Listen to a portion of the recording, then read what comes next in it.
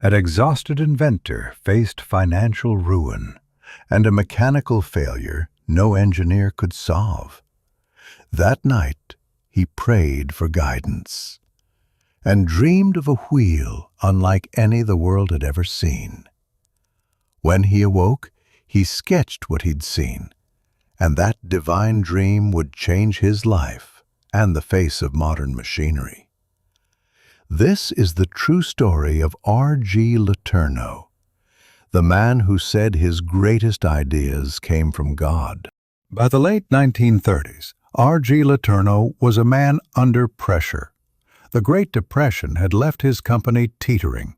Orders were scarce, and his latest project, a massive earth-moving machine, refused to work. The gears stripped, the engines overheated, and every fix only created another failure. LeTourneau was no ordinary businessman. He was a self-taught mechanic who believed that his workshop was also his place of worship.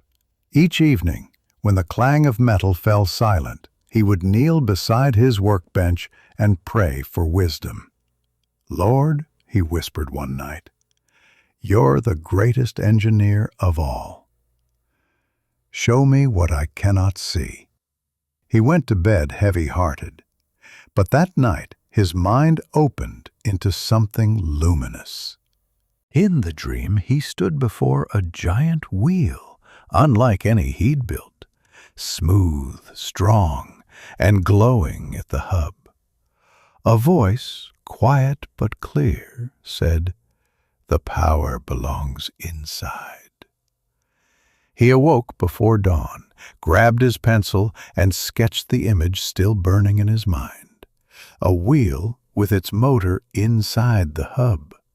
A self-powered drive system that distributed torque evenly.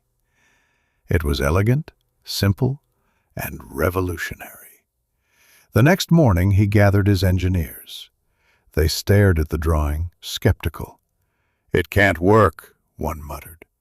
But LeTourneau only smiled. "It will," he said, "because it wasn't my idea." Months later, the prototype ran perfectly, smoother, quieter, and more powerful than anything on the market. Contracts poured in. His machines built highways, dams, and runways across the world. When reporters asked how he'd done it, he never took credit. "God showed me the pattern," he said. "I only drew what I saw." LeTourneau went on to design more than 300 inventions and built one of the world's largest earth-moving companies. He donated 90% of his income to charity and founded a university to teach faith-driven engineering.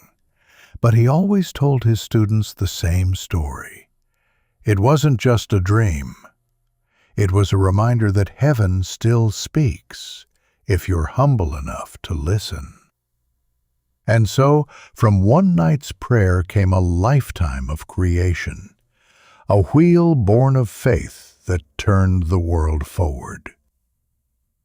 If this story moved you, share its light. Follow Lanes and Lanterns, where true stories of divine guidance and miraculous timing remind us that we're never building alone.